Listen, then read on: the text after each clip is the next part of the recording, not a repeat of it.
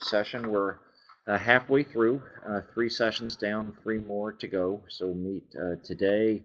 And then in the email that Bill and David sent out the other day, just to emphasize that there is a change in date for next week. We're going to meet next Thursday, not next Friday.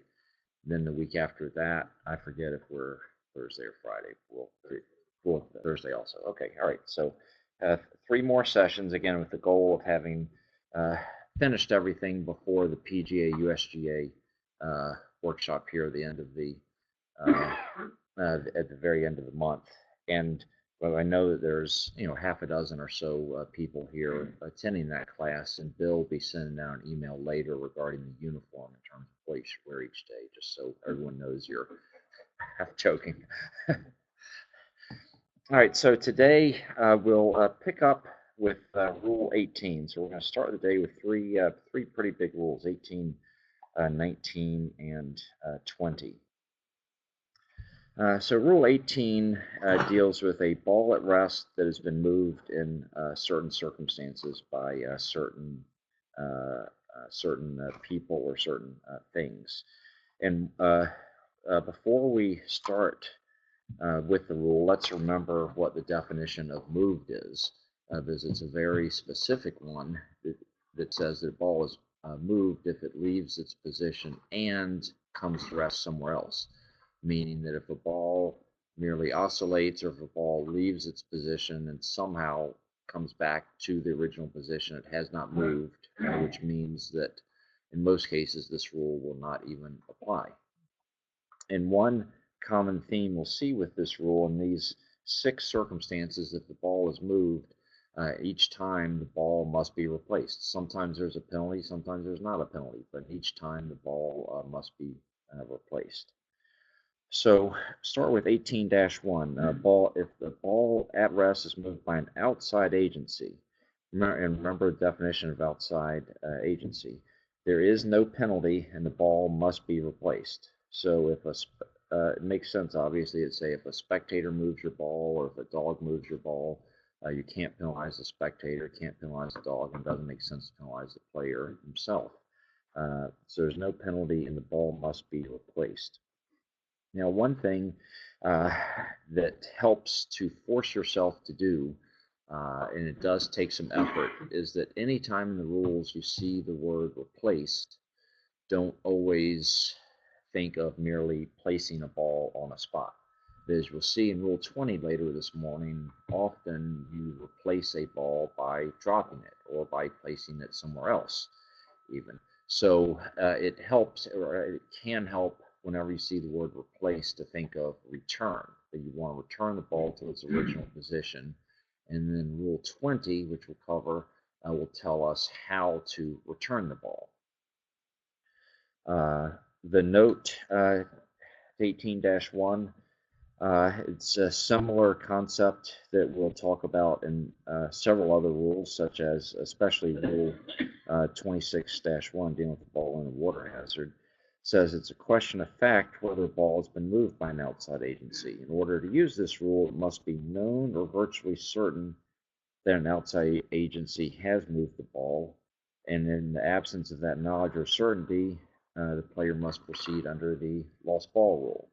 In other words, just because you saw a dog in the vicinity of where you thought your ball should be, but now you don't find your ball, that does not necessarily mean you have knowledge or virtual certainty the dog, which is an outside agency, did in fact take your ball. And we'll talk about knowledge or virtual certainty later next week under in the context of Rule 26-1 more. But that's, as we often say, one of the harder parts of being an official is just determining the facts, determining in this case whether there is that knowledge or virtual certainty that a ball has been moved by an outside agency.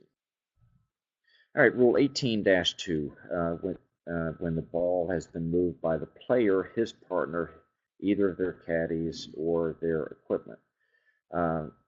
If one of them lifts or moves the ball without authority under the rules or touches it purposely, and that is a little wrinkle to this rule, that even though the rule is entitled "ball at rest moved," this part of Rule 18 does talk about just a ball that was touched purposely, even if it does not, in fact, move. Um, or if the player causes the ball to move, or the equipment causes the ball to move. For example, if your bag falls on your ball and moves it, the player incurs one penalty stroke, and the ball must be replaced unless the movement occurs after the player's begun the stroke or his backswing and ultimately makes the stroke. So, for example, if the player does something that is considered to have caused the ball to move, uh, and the player starts his backswing, the ball then moves, and he finishes the swing, making a stroke, he is still going to incur the one-stroke penalty under this rule, but he is not required to replace the ball because of when the movement occurred. So, but the timing of the movement does not let the player off the hook for the one-stroke penalty for causing the ball to move. Then the rule goes on with a list of situations in which there is no penalty if the player accidentally causes his ball to move in the following circumstances. And really just look at this list, and we won't go through each one, but look at it as just really a cross-reference to these other rules, because this list itself does not tell the full story. And that, for example, many of these rules will let the player off the hook from a penalty only if the movement of the ball is directly attributable to the specific act the player's uh, uh, committing, such as marking the position of the ball. So under Rule 20-1, we'll talk about how there's no penalty if the player moves the ball while marking the position of it or lifting it, as long as that movement is directly attributable to that act. But if it's not directly attributable, and we'll talk about what that means, then there is a penalty. So just be aware that for the full story in each of these cases, you need to look at the rule itself. 18-3, dealing with match play. What happens if your opponent or your opponent's caddy or equipment causes your ball to move? And this rule is broken into two sections, dealing with whether that movement occurs during search for your ball or if it occurs other than during search. And we'll see that there's the need for the two sections is that one involves a penalty and one does not involve a penalty.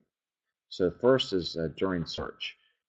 If an opponent moves your ball, there's no penalty, and the ball must be replaced. Now, if this occurs other than during search, so for example, let's say that Bill and I are playing a match against each other. We're walking down the fairway. Both our balls are in the fairway, and we're just so busy talking to each other that I don't look where I'm going and accidentally kick Bill's ball. So I wasn't searching for Bill's ball. I just accidentally moved it. Then, in that case, as 18-3B says, I incur one penalty stroke and the ball must be replaced. So the question is, why is there a difference between these two scenarios? Well, imagine if there were a penalty for accidentally moving your opponent's ball during search. Would you ever, in that case, help your player search for his ball?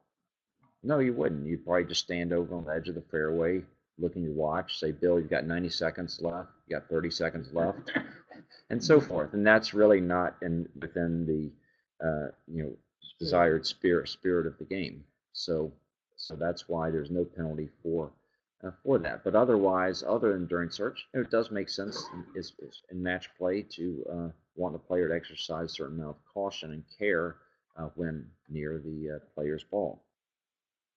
Stroke play in Rule 18-4 is a very different situation, because in stroke play, by definition, we know that a fellow competitor is what? An outside agency. So therefore, 18-4 really needs to be the same as 18-1. So if a fellow competitor, caddy, or equipment moves the player's ball, there's no penalty and the ball must be replaced. So that applies whether during search or not during search. It also applies even to intentional acts. And we'll see under Rule 20 the difference between match play and stroke play in terms of, say, lifting an opponent's ball on the putting green and lifting a fellow competitor's ball on the putting green. We wind up with very different results. And as you can see, that makes sense because these two rules are very different, 18-3 and 18-4. 18-5. If a ball in play and at rest is moved by another ball in motion after a stroke, the moved ball must be replaced. So if you have ball A at rest in the fairway, ball B is played from the tee, ball B strikes ball A, moves it. This rule just concerns itself with ball A. Ball A must be replaced. And then under Rule 19-5, the companion rule, that will tell us what to do with ball B. But right now, we're just worried about the ball that was at rest and was moved, and that ball must be replaced. And now 18-6, ball moved in measuring. So the first 5 sections of this rule all deal with when certain people or certain objects cause a ball to move. And 18-6 is different because it deals with a situation in which a ball is moved. If a ball or ball marker is moved in measuring while either proceeding under or in determining the application of a rule, the ball or ball marker must be replaced. So it could be a case where, let's say, a player's ball is in a bush and he wants to deem the ball unplayable. And wants to use his 2 club length option, so he's going to measure 2 club lengths from where the ball lay and drop in that area. And if while sliding his driver under the bush to measure the 2 club lengths, he accidentally strikes the ball, that would be an example of the application of this rule. So there's no penalty provided the movement is directly attributable to the specific act of measuring. Otherwise, the 3 previous sections would apply. All right, now for the penalty for breach of this rule is match play, loss of hole, stroke play, 2 strokes. Now, what is interesting with that is we saw in 18-2 that the player himself incurs a penalty, and we saw in 18-3B that his opponent in match play incurs a penalty. So then when we get the penalty statement, that begs the question of how can this penalty statement apply? And the answer to that is, well, what is the requirement of each section of this rule? Is the ball must be replaced. So there are 2 aspects of it. The ball, the original ball, must be replaced, and it must be replaced on the correct spot. So if you place a different ball, or if you place the original ball on a different spot, then you're not satisfying the requirements of this rule. So let's say, for example, in Rule 18-2, player accidentally kicks and moves his ball. Rule 18-2 says he should add 1 penalty stroke and replace the ball. But what if he adds 1 penalty stroke and just plays the ball from its new location? What would be the ruling? Well, in that case, he's played from the wrong place, so he incurs the general penalty.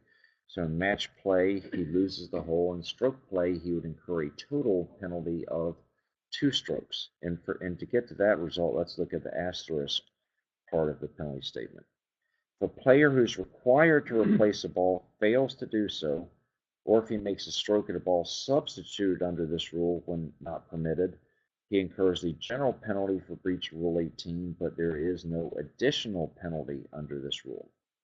So in the case where the player kicks his own ball, instead of replacing it, plays it from its new location. In stroke play, because of the asterisk part, he would wind up with a total penalty of 2 strokes and not 3 strokes. So that'd be a case where a player has played from the wrong place. He's failed to replace the ball. Another example would be if the player substitutes balls when not permitted. So if the player, for example, kicks his ball in play, and he knows he has to replace it, but when he goes to replace it, he places a different ball back on that spot. Because the C18-2 says if the ball is moved, meaning the ball must be replaced. So there's no allowance for substitution there. But if the player somehow does both of those things, let's say he kicks the ball and he substitutes balls, but he doesn't place a substitute ball in the correct spot. So he plays from the wrong place and he improperly substitutes. He wind up with a total penalty of 2 strokes there. And then with some notes, especially notes 2 and 3, draw our attention to Rule 20 which will tell us that, as we said before, that you often replace a ball by doing something other than placing the ball on a certain spot. I mean, we'll get into that in Rule 20. But an example of that application, especially with say Note 3, would be, let's say you hit your tee shot out there 250 yards, and then you see a dog run across the fairway, pick up your ball, and run away. So you know your ball is moved by an outside agency. So you know 18-1 applies. You know there's no penalty. You know you have to replace the ball. But from 250 yards away, could you tell exactly where the ball was? No, you couldn't. So Rule 20-3C will tell the player how to proceed, which would actually involve estimating where the ball was and dropping the ball there. So it's important just to keep in mind that often you replace a ball by dropping it. And again, we'll get into details in Rule 20. All right, let's go through a number of decisions, because as you can tell, Rule 18 is a pretty thick rule for decisions, and there's a lot going on. This Rule 18 does see a fair amount of action while officiating. Let's see, decision 18/2, ball oscillates during address. In addressing the ball, the player accidentally causes the ball to oscillate, but it returns to its original position. Has the ball moved? Well, what does the definition of moved ball say? That a ball is only moved if it leaves its position and comes to rest somewhere else. So if this does not come to rest somewhere else, then the ball has not moved. So Rule 18-2 does not apply, and therefore there's no penalty. All right, decision 18/4, which I know has a special place in Dan's heart here, which was new a few years ago. And it's one that we'll mention, even though, frankly, it has largely nothing whatsoever to do with WSGA tournaments, unless, Bill, that Fox deal has come through with the WSGA for this year, which, yeah. So I think Bill's still negotiating with them for 2017. But it does raise an interesting point. A player addresses his ball. He observes a slight motion, but believes the ball's only oscillated and has not left its position. So he plays the ball as it lies. And this happened to Padraig Harrington several years ago. Later, the committee becomes aware from television the ball had in fact left its position and come to rest in another place, although that change of position was such that it was not reasonably discernible to the naked eye at the time of the incident. What is the ruling? Well, answer, the ball is deemed not to have moved, and therefore there is no penalty. Saying the definition of move does not contemplate movements of the ball that are only discernible through the use of a high-definition television or other form of sophisticated technology. Then we get to the meat of the decision. When determining whether or not his ball at rest is moved, the player must make that judgment based on all the information readily available to him at the time, so that he can determine whether the ball must be replaced. Now, when the player's ball left its original position and come to rest in another place by an amount that was not reasonably discernible to the naked eye at the time, then the player's determination the ball has not moved will be deemed to be conclusive. Now, what's interesting so largely what this is saying is that a ball should not be considered to have moved unless its movement was readily discernible to the naked eye. So it's really an amendment to the definition of moved ball, which, Dan, I think is your point. Is that Yes. Yeah. Well, the follow-up point is we now have 2016 in which they put new rules into effect. Why didn't they modify the definition of move to include leave its position by amount more than reasonably discernible to the naked eye? Yeah, I mean, Yeah. Yeah. Yeah, and I think then that's a very valid point Dan has, that in an ideal world, the point of this decision would be contained in the definition of moved, so that if someone goes to the definition moved, that he would have the full story as to what moved means. So given that, it's I can't say in WSGA events it's particularly useful, but while watching the PGA Tour events, it is interesting to know at least that decision is there. Decision 18/11, meaning of immediately recoverable. Note 1 provides that the player may substitute balls when he has to replace a ball if the original is not immediately recoverable. So what does that mean? It's a quite a tight meaning, saying if it can't be retrieved within a few seconds. So you could have a case where, let's say, another player has played your ball, and now your ball lies 200 yards away. So clearly you can't get that within a few seconds, so it'd be okay to substitute balls. Or sometimes they used to show a video at the PGA USGA classes of a bird, I guess it was a seagull, picking up a player's ball on the 17th green at TPC and thinking it was an egg or whatever and carrying it away, but then dropping it in the water. That player was obviously allowed to substitute balls without penalty. No, that's right. That's right.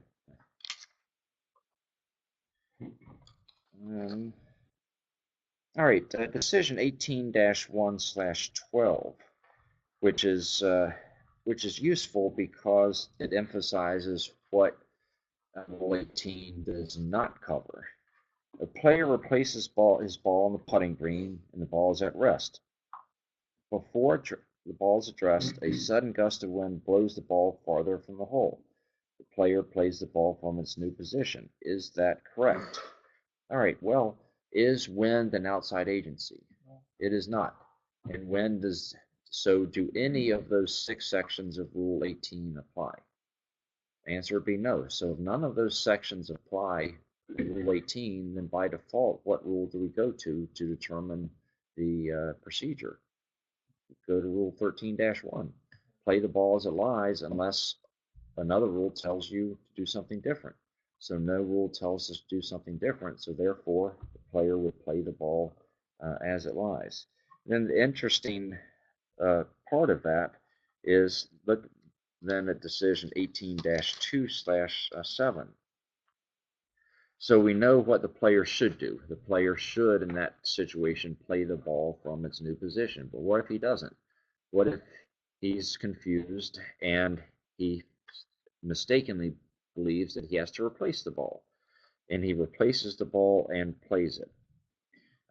Well, as the decision 18-2/7 says, the competitor incurred 1 penalty stroke under Rule 18-2 for lifting the ball, and before making his next stroke, he should have replaced the ball. But he didn't do so, so incurred a total penalty of 2 strokes.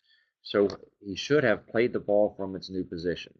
So when he lifted the ball, replaced it to the original position, and played, what did he do? He moved his ball in play without authority. So now he's under Rule 18-2, and he didn't replace it, so now he incurs the general penalty under Rule 18. All right, now 18-2/0.5 is a new decision for this year, and it's an important one because it goes with the removal of Rule 18-2B. That in that old rule, which no longer exists, provide for a penalty if the player's ball moved after he addressed it. The player in those circumstances was deemed to have caused the ball to move. But now that has been eliminated. So therefore, if a player addresses his ball, if he grounds his club immediately in front of or behind the ball, and the ball then moves, there's no longer the presumption that the player's action caused the ball to move. So there's no longer an automatic penalty, but in many cases there still could be a penalty. So the situation has become a little more difficult for referees because they now have to make a determination as to whether the player's actions did in fact cause the ball to move. So it is definitely not the case that the player is always going to be off the hook. Rather, it's the question as to whether his actions caused the ball to move. And this decision provides good guidance for making that determination. The second paragraph reads, all relevant information must be considered and the weight of evidence must be evaluated. And then it gives us several factors to consider. One, the nature of any actions taken near the ball, such as movement of loose impediments, practice swings, and so forth. So, for example, if you take a practice swing near the ball and you barely brush some grass near the ball, that could be different than taking a practice swing near the ball and actually taking a divot out of the ground 3 inches from the ball. That, if you jar the earth and you actually take a divot that just a few inches from the ball, there could be a fair chance that, and then the ball moves, probably a fair chance that your practice swing is what caused the ball to move. Time elapsed between such actions and the movement of the ball. And I think that is very important. Let's say the player grounds his club, he puts his club immediately behind the ball, and then the ball immediately moves. The question then is really, okay, is it a coincidence that the ball moved after the player did that? And that's really what the committee has to determine. Is it a coincidence, or did the player's action cause the ball to move? And if it's usually just an immediate sequence of events, the player does something, the ball immediately moves, that will usually point towards the, uh, the premise that the player's action caused the ball to move. But on the other hand, if the player ground the club behind the ball, then let's say he steps back and 10 seconds later or 20 seconds later the ball moves, that would weaken the argument that he caused the ball to move. And Price supports the notion that his act of grounding the club behind the ball did not cause it to move. The lie of the ball, whether it's perched up when just the slightest change or slightest action near it could cause the ball to move, or if it had a nice solid lie in fairway. And the conditions of the ground and near the ball in terms of the degree of slope. And also, in the last point is important with wind. That is it. The player could ground his club immediately behind the ball, but is so windy, it could be clear that the wind is what caused the ball to move and not the player's act of grounding the club. So if the weight of evidence indicates, and this is the key phrase, it is more likely than not, that the player caused the ball to move, even though that conclusion is not free from doubt, the player incurs a one-stroke penalty under Rule 18-2 and the ball must be replaced. So now we have some examples of situations that would and would not involve a penalty. First set, here are some examples where the weight of evidence would indicate that the player caused the ball to move and therefore there would be a penalty. Player's ball lies on a flat portion of the putting green on a day with light winds. He addresses the ball and the ball immediately moves. And under these circumstances, it is more likely than not that the act of addressing the ball caused the ball to move. Now, second example, ball lies on a tuft of grass in the rough. The player takes several practice swings near the ball with the club coming into contact with the grass in the process. Almost immediately, the ball then moves vertically down in the grass. In these circumstances, it is more likely than not that the practice swings in conjunction with lie of the ball cause the movement of the ball. Notice a key point in each of those two examples is that the ball moved immediately after the player's action. Now, here are a couple of examples of situations where the weight of evidence would indicate that the player did not cause the ball to move. On a very windy day, a player addresses the ball on the putting green. A short time later, the ball moves slightly in the direction the wind is blowing. The strength and direction of the wind and the delay in the movement of the ball after the club was grounded indicate that factors other than the player are more likely than not to have caused the ball to move. Yeah. That would be whether or not the player removed the putter from behind the ball. In this situation, is just saying that, okay, the player did ground his club behind it, and whether he kept the club there or he moved it, that the ball then moves, but it's such a windy day that it's clear that the ball would have moved on its own even if the player never addressed it. Oh. Mm-hmm. And one thing that is a detail that is interesting with this is that it even gets into the premise of the direction of the wind. that if the wind is blowing, say from west to east, and the ball moves from north to south, then that suggests that maybe the wind is not what caused the ball to move. So, one way need to be thorough. Player's ball lies on an upslope in a closely known area. He makes a practice swing, but does so some distance from the ball, as he is concerned the ball may move. Carefully takes a stance, but does not ground the club. Before the backswing, the ball moves. As the ball did not move while the player made the practice swing or took a stance, it is more likely than not that other factors, tight lie on upslope, caused the ball to move.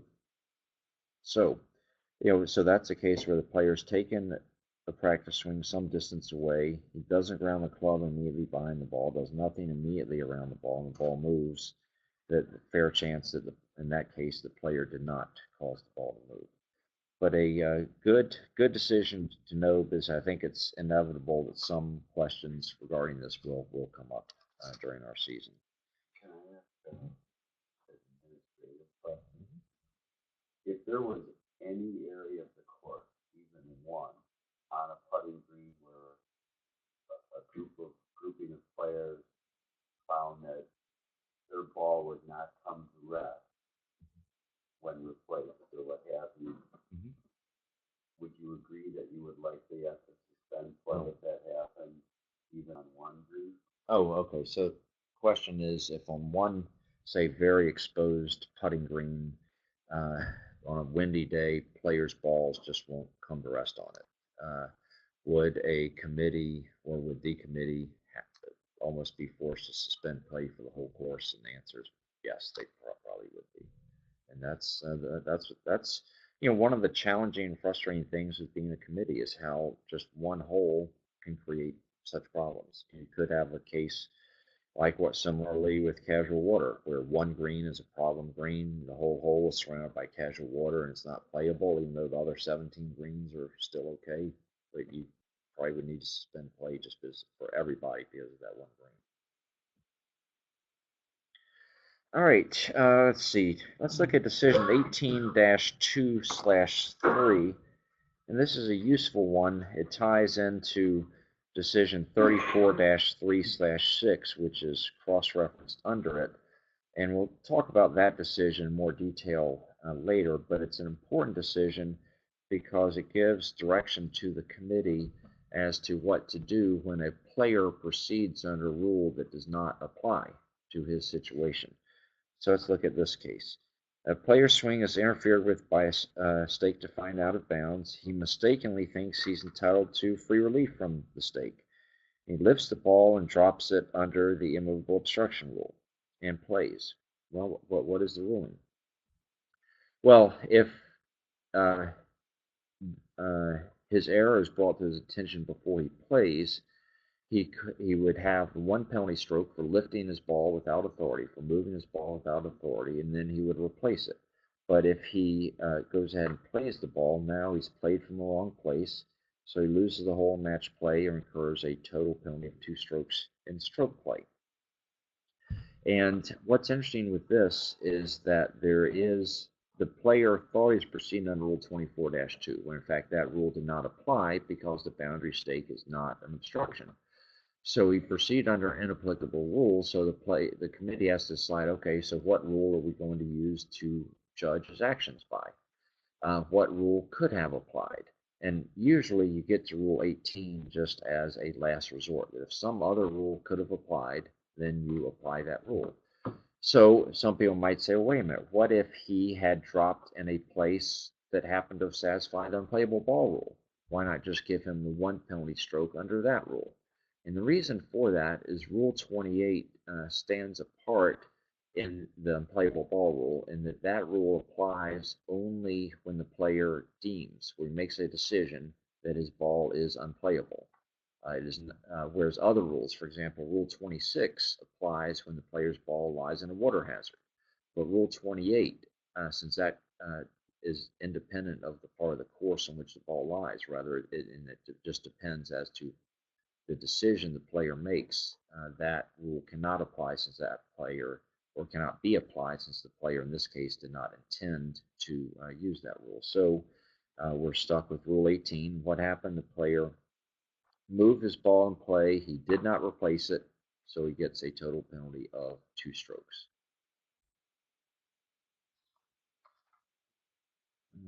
Let's see. Let's look at decision 18-2/8.5, which is a fairly involved one, in part because it relates to the facts from the previous decision. So a player hits the ball into an area, and unbeknownst to him, it's ground under repair. But not realizing that, he plays the ball out of there. So at that point, then after he plays from it, he sees a white line around the area and says, "Oh, geez, I could have and should have taken free relief." And so at that point, what should he do? Continue. He should tell himself to be more observant next time, and continue. But what decision 18-2/8.5 asks is, what if the player, after having played from that area of ground under repair, says, "Gee, I was entitled to relief, and I want that relief. So I am going to play another ball under the ground under repair rule." And let's say he hit that ball 150 yards, and he leaves that ball as it is, as it lies, and drops and plays a different ball under the ground under repair rule. All right, so first, we've already established he's not allowed to do that. But now he's putting another ball into play, and we have to decide how to judge the player's actions. And as you'll see with this decision, what makes that determination is knowing whether the player knew where the original ball, the ball they played from the ground under repair, lies. So let's go through the answer. So the player was required to play the ball as it lay, as Rule 13-1 requires. Now, if the location of the original ball was known at the time of the substitute ball, then what do the rules require the player to do? To play the original ball as it lay from that location. So he's supposed to play ball A from over here. Instead, he drops and plays ball B from over here. So what has he done? Does Rule 18-2 apply in such a case? Answer is no, it does not, because he never touched the original ball. But on the other hand, he is not doing what rules require. What Rule 13-1 requires him to play ball A from position A. Instead, he plays ball B from position B. So what has he done? He's played from the wrong place, and he's also improperly substituted balls. And what rule has he breached? Well, he breached Rule 13-1 that required him to play ball A from position A. So he loses the whole match play, or incurs a total penalty of 2 strokes in stroke play. Now, if the location of the original ball was not known at the time the substitute ball was dropped, so in other words, he played the ball from the ground under repair, and he hits it, and he hits a bad shot into deep rough or into the trees or where have you. So he does not know where that ball is. Then in that case, what's the only rule that would apply? The lost ball rule. That's the only rule that would let the player drop and play another ball. So now we're going to say, well, okay, the lost ball rule we're going to apply, and what would Rule 27-1 have required the player to do? To drop and play from that same spot in the ground under repair, right, where he just played from. But instead, he drops and plays from, say, 10 or 15 feet away, because he was proceeding under the ground under repair rule. So he has played from the wrong place under the lost ball rule. So in match play, you lose the hole. In stroke play, what would his total penalty be? Well, he'd have 1 penalty stroke for using stroke and distance. Then he'd have 2 more penalty strokes for playing from the wrong place under the lost ball rule. So in stroke play, it'd be a total penalty of 3 strokes. So with all this, what is interesting is that, as we talked about at the start, Rule 18-2 does not apply because the player never did anything with his ball in play, but he did obviously do something wrong. But what's interesting is he actually gets a worse result, especially in that second case, by not having lifted his original ball. And then if we back up a second and look at the previous decision, saying what happens if the player actually goes forward, picks up his original ball, then returns and drops the original ball under the ground under repair rule. What would the penalty be in that case?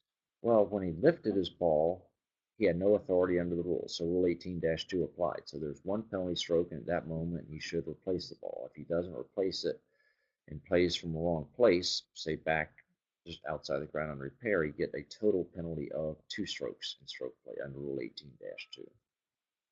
John, Yeah. could you discuss for a second the location of the original ball being known or unknown? If you're hitting in the middle of the fairway over a rise, is the location known? Do you have to physically see it? Oh, yeah, that's a good question. It's one that's not clearly defined, safe to say. And I think that, and it's an important one because the answer hinges on it. And I think the best way to look at whether you know the location of the ball is not to read it so narrowly to say that you have to see the ball, but rather that you know you're going to find the ball. So, for example, if you hit it and you're 99% certain it goes in a greenside bunker, but you don't see it in the bunker, but you don't have the slightest doubt that you're going to walk up there and find it. Then I'd say you know the location of the ball. But if you hit a ball, hit it into deep rough or into the trees or into a position where now all of a sudden there's a reasonable chance you might not find it, then I'd say in that case that you don't know the location. So it's not that you physically see the ball. So you could have a case where, say you're hitting a blind shot over a hill, but you hit it right down the middle. So you fully expect to find the ball in the middle of the fairway, that even though you don't see it at that moment, that you do know the ball's location. You know it's in the fairway even though you don't see it. Just like the other ball, you know it's in the bunker even though you don't see it. Does that help?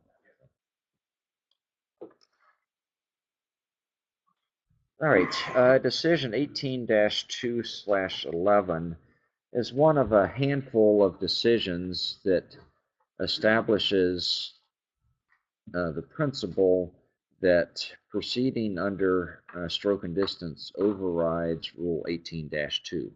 And this is perhaps one of the more realistic examples of that. So we'll cover this. In stroke play, a competitor hits his tee shot into a practice area. Thinking he's out of bounds, he lifts and plays another ball from the tee. He then discovers the practice area is not, in fact, out of bounds. What's the ruling? Okay, well, he lifted his ball from the practice area, so 1 stroke penalty, and he should have replaced it. Instead, he played again from the tee. So the question is, what are we going to do? Are we just going to apply Rule 18-2 and say, well, he lifted his ball in play, he didn't replace it, total penalty of 2 strokes. So that makes sense. Or, on the other hand, you could say, well, hold on. He played from the spot of the previous stroke. Hasn't he really proceeded under stroke and distance? Why not just apply stroke and distance? So let's see what the decision says. When the player lifted his ball in play, he incurred penalty of 1 stroke and was required to replace it. However, when he made a stroke from where the previous stroke was made, he played a ball under penalty of stroke and distance, and therefore the penalty under Rule 18-2 does not apply. So really, this overrides Rule 18-2 in the player, and it's a player-friendly position because he winds up with a lesser penalty. And that it's interesting that if you apply Rule 18-2, what would he then be playing from the tee? He'd then be playing his 4th stroke from the tee. But by saying that no, stroke and distance applies, then he'd be playing his 3rd stroke from the tee.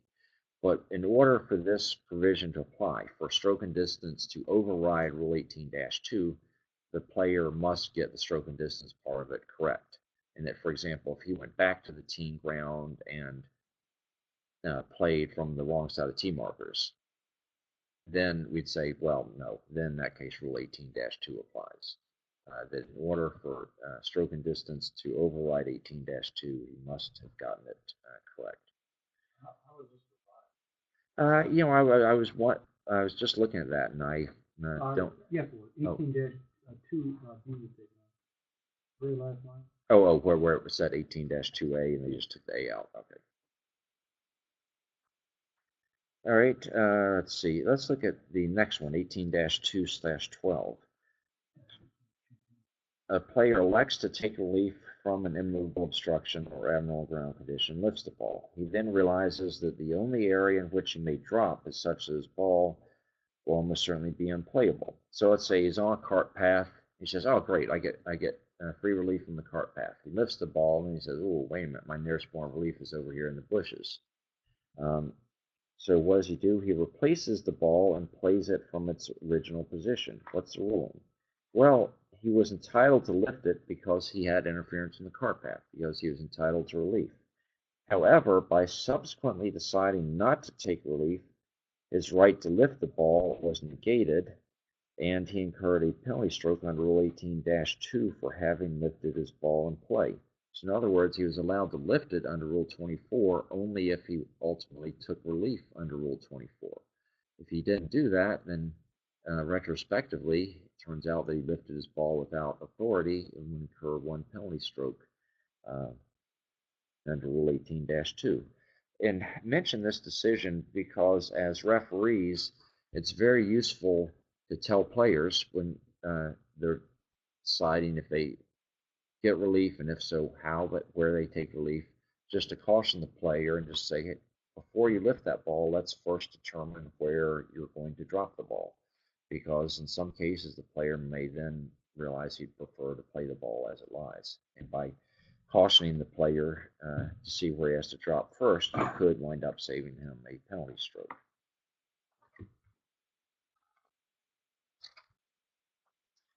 All right, and let's look at a pair of decisions, 18-2/19 and /20, that are pretty common questions. There's some confusion, especially among players relating to this. And these situations largely involve a couple of definitions. One, when is a ball in play? And secondly, what is considered to be a stroke? First one, 18-2/19. Before playing from the teeing ground, a player took a practice swing, in the course of which he accidentally struck and moved the teed ball with his club. Did he play a stroke or incur a penalty? All right, well, did he make a stroke? Answer is no, because he did not intend to strike the ball. His intent's a key part of the definition of stroke. So therefore, he didn't make a stroke. So what has he done? He's moved his ball. But was his ball in play at this time? It was not in play, and Rule 18-2 applies only to a ball that is in play. So is there any section of Rule 18 that applies to moving a ball that's not in play? Answer is no. So Rule 18 does not apply. So it's really a non-event. Now, so there's no penalty. And what's the one thing the player just needs to make sure he does? That he ultimately plays from within the teeing ground. So where he could run into trouble, let's say he actually hits the ball with a practice swing, ball rolls out of the teeing ground. And what if the player mistakenly thought that, well, geez, I've made a stroke. I now lie one and have to play the ball as it lies. Then he plays the ball from outside the teeing ground. What rule is he now breached? Rule 11-4, by playing from outside the teeing ground. Exactly. Now, let's take the same set of facts, but move it down to the fairway. So now the ball is in play. While waiting to play his second shot, the player takes his practice swing, moves the ball. So the same ruling would apply, that he's not made a stroke because he didn't intend to strike it. So he has moved his ball, and at this point now, the ball was in play. So Rule 18-2 does apply. So he moved his ball in play, so it's a one-stroke penalty, and he must replace the ball. Some of you may remember in the late 90s, Davis Love at the Players' Championship on the 71st green. Had about a 5-foot putt. He was taking some practice swings very close to the ball, and he actually nudged the ball with a practice swing. That ball rolled a couple of inches forward and to the right. And what did he do? He played the ball from the new position. He mistakenly thought that he just added one to his score, played on. Because this happened on the 17th hole, 15 minutes later, he finished his round and returned his scorecard before the tour officials could learn of this and stop him from returning his scorecard. So let's say he added just one stroke to his score. So let's say he thought he made a 5, when in fact he made a 6. So at the time, keep in mind this was the old version of Rule 6-6D, he was disqualified. And it cost him $90,000. So that was, and man, back then in the 90s, $90,000 meant something. But that was, and that is a case where not knowing the rules hurt the player. Some players will take the approach, and it's understandable, saying, "Look, my job is to play. It's the official's job to officiate. If I have any questions, I'm going to ask the officials." Why is it in my interest to learn the rules? Well, in that case, as Ken pointed out, there's $90,000 in his interest to know the rules.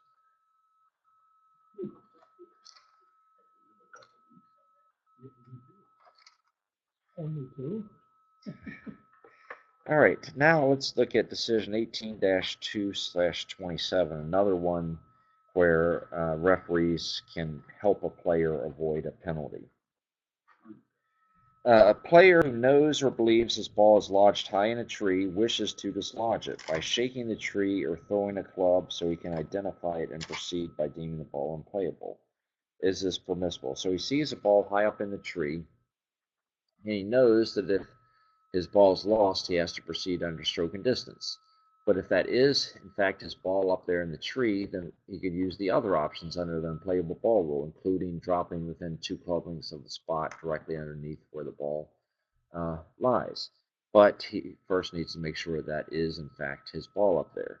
So can he, shake the tree, throw a club at it to dislodge the ball? Yes, that's fine. But to avoid any penalty under Rule 18-2, he must announce that he intends to proceed under the unplayable ball rule before he starts shaking the tree or throwing things at it, or it must be reasonable to assume from his actions that he intends to do so. So that's a case where, as a referee, you could tell the player if he asks you if it's okay to shake the tree, you can say, well, yes, it is, but to avoid the penalty, you need, do you intend to proceed under the unplayable ball rule? If the player says yes, then you can go ahead and do that. Is he required to positively identify his ball before he invokes the intention of playing? No, he doesn't have to identify the ball before he announces his intention to uh, proceed under the playable ball rule. And he just needs to do it before he starts shaking the tree, and then he can certainly identify the ball after he shakes the tree, because he does need to determine whether that is his ball. And there could be several ways of doing that, but in most cases, certainly the surest way to identify the ball is actually to get your hands on it. Sometimes you see players with binoculars looking up there, and they might be able to determine from that if that is the ball. And sometimes you could have a case where, to paint a black and white example, let's say there happens to be a television shot that captures that tree branch before the player played, and there's no ball there. And then after the player plays, there is a ball there. So when you put the two together, it's reasonable to assume that was in fact that is in fact the player's ball up there. During one of the Olympic Club, where the cypress trees were catching balls a lot. Somebody hit it up there, and they weren't exactly sure it was their ball. They could see a golf ball. Yeah. Several things have happened in trees at Olympic. I remember in '87, I think Tommy Nakajima had a ball in 18 up in a tree, and I don't remember if he was able to determine if that was in fact his ball. And again, why is it so important to determine that that is his ball? Well, because if you're going to use something other than the stroke and distance options for the unplayable ball rule, your reference point is the ball's location. So you need to know if that is in fact the reference point to use. But then in what was it, '98? Yeah, Bill mentioned Lee Jansen on the 5th hole. It was a pretty interesting story. His tee shot into a tree to the right, his dogleg right, and they searched for several minutes. And then after about 3-minute mark, he said, geez, forget it, I'm going back to the tee. And then while he's walking back to the tee, the ball falls out of the tree. And he is able to, and so first question is, and I'm trying to remember the circumstances, but let's say it was really interesting timing because almost the same thing happened to Mark O'Meara the next month at the British Open, and both these players won those championships. And there was a decision being contemplated and drafted for 1999 at that time. Is the question in each case, and we're getting a little bit off topic here, but that's all right, is in each case the player had gone back to the tee to play another ball, but when he returned to the found ball's location, uh, he wasn't able to identify it until after the 5 minute mark. So the question was, well, since he didn't identify it until after 5 minutes, was the ball lost or was it still in play? And the answer is that, well, it's still in play because it was found within 5 minutes, and if the player identified it shortly thereafter, that's okay.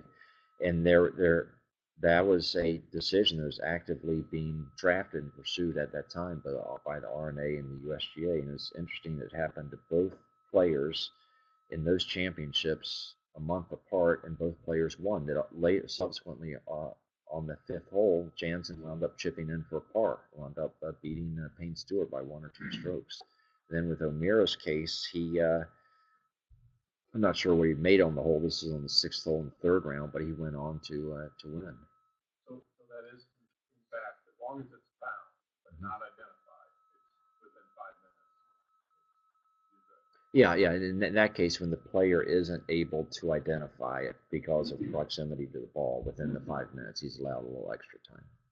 A couple of years ago, Stricker hit his tee shot into the tree. The spectators saw the ball go into the tree. And Stricker was heard saying on television, I can't identify the ball, I'm going back to the tee, which he did. Ended up holding the hole, winning the tournament. But it was a case of the spectator had seen the ball go in the tree, but he said, I can't identify it. Yeah, and that can be a tough case because where let's say that a player hits his ball towards a tree. He gets down there, they can see a ball up there.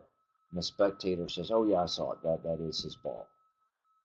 Well, you want to believe people, but, how certain can you be of that spectator's testimony? And it could depend on the circumstances. And you could have cases where, and that's why I mentioned the black and white case where, say, with television, that you have photographic proof that there was no ball and now there is a ball, so therefore it must be the player's ball. And you could have the same thing with, say, a cactus out in the desert. No ball marks on the cactus, but now there is a ball mark there, and you know that it was made by the player's ball, so therefore that's where the player's ball lies. There have been instances where they said, okay, that's it. So I'm going to deem that unplayable. Send this caddy up the tree to get it. So it's and then he then identifies it and proceed under the unplayable option. Yeah. So in Stricker's case, the decision for the referee at the time would be tough. First, is there sufficient evidence from that testimony of one spectator say, okay, that ball way up there is in fact Stricker's ball? That could be a tough case. But let's say even if the referee says, no, I'm sorry, I know you genuinely believe you saw that go in there, but I don't think there's sufficient evidence. Then Stricker could say, well, I'm deeming that ball unplayable. Then he could send his caddy up the tree, he could start throwing things at the tree to try to dislodge the ball. Anything else? We have a question/comment from a situation that occurred actually several years ago at a tournament that Ken Burke, myself, and Chuck Keith were working. And a girl within the team ground with her teed ball was taking practice swings. And she nudged the ball a foot sideways during the practice swing. Picked up the tee thinking she had made a stroke.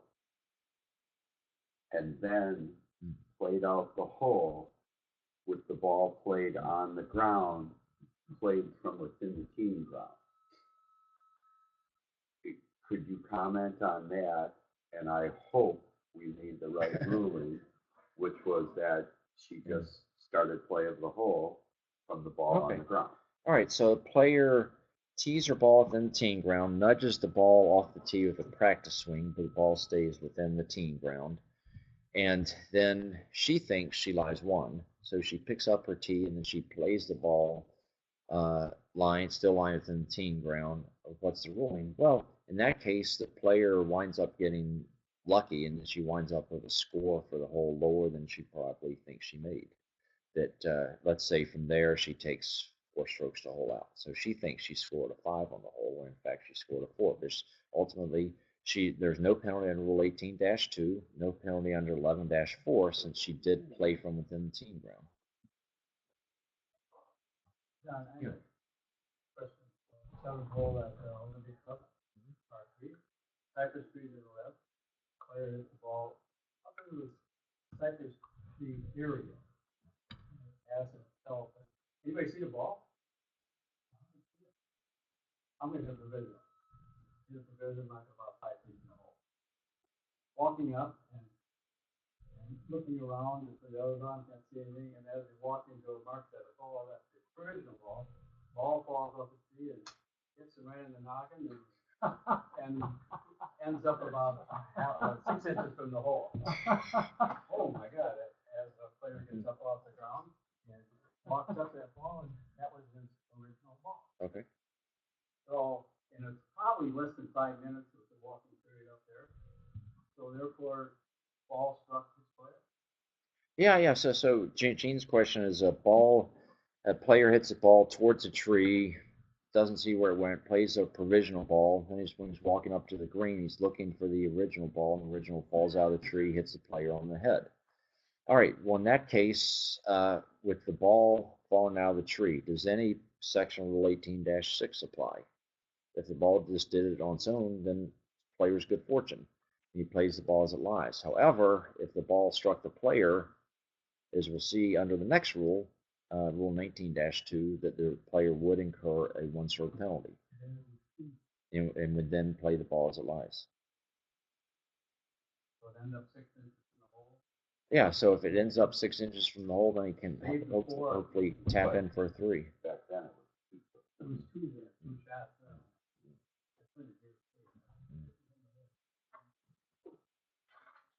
John, can I follow up on that? Yeah. Decision you just referred to. The player doesn't have to announce this before. That's clear because it says it before. And it says it must be reasonable. Presumably that phrase means to the official, not reasonable to the player. Would you agree with that? Yeah, I would say must be reasonable to, and I don't mean this as the defined term, but to an observer, to another person observing the player's actions.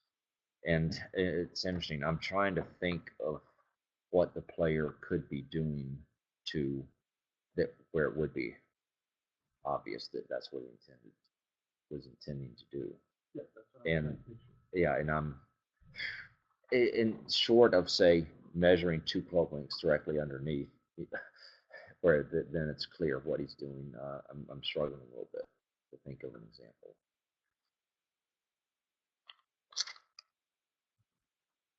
All right. And let's see, the rest of the 18 decisions are pretty straightforward. Now, any questions on Rule 18? Well, a fair amount can happen with that, with balls being moved by all sorts of people out on the golf course. All right, now we'll move on to Rule 19. Notice that Rule 19 is a companion rule to 18, and that the first 5 sections all have the parallel structure of Rule 18. Rule 18 dealt with a ball at rest that was moved. Rule 19 will deal with a ball in motion that is accidentally deflected or stopped. And the accidental aspect is something that's important to keep in mind, because we saw last month that Rule 1-2 governs the intentional deflection of a ball in motion. So, and there can be different results between the two. So it's important to know the distinction, which again can be a difficult task for the committee in determining that fact. So Rule 19-1. If a player's ball in motion is accidentally deflected or stopped by an outside agency, There is no penalty, and the ball must be played as it lies.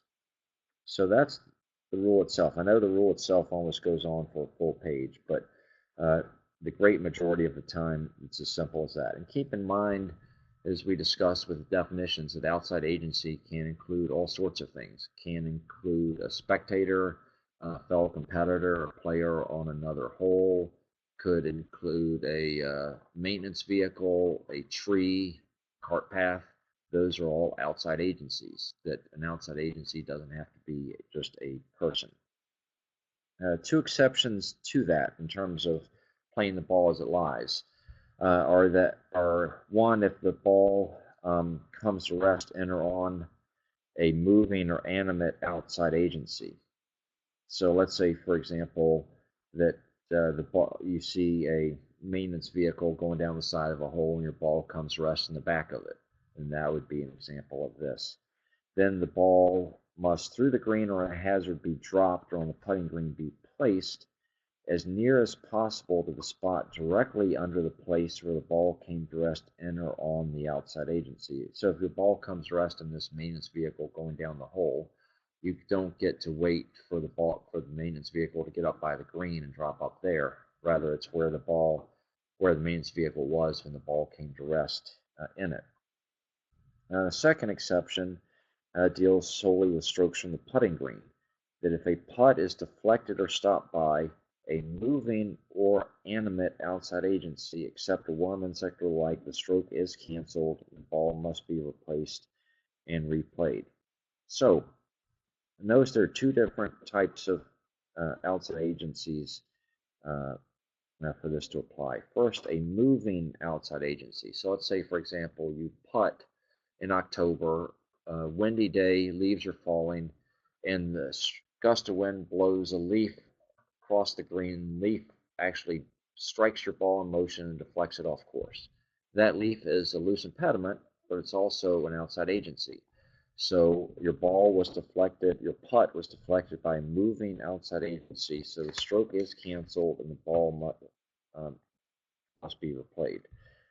Now, another example would be an animate outside agency, so something that's alive. So it could be if you hit a putt and it uh, is deflected by, let's say, a bird lying on the green, or a dog, let's say, is not moving but is just stationary but still animate. You would have to cancel and replay that stroke. But if it's a worm, insect, or like, then then the stroke counts and you play the ball as it lies.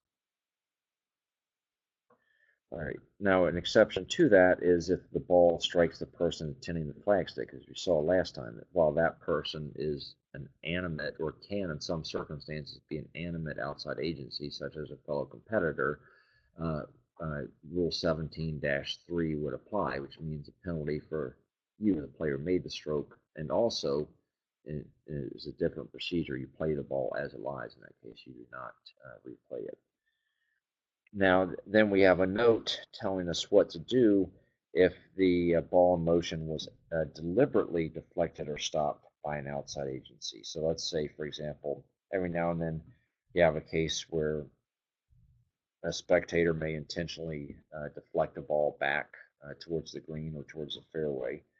And then there's going to be a little bit of a judgment call as to where the ball would have come to rest if that outside agency had not deflected it.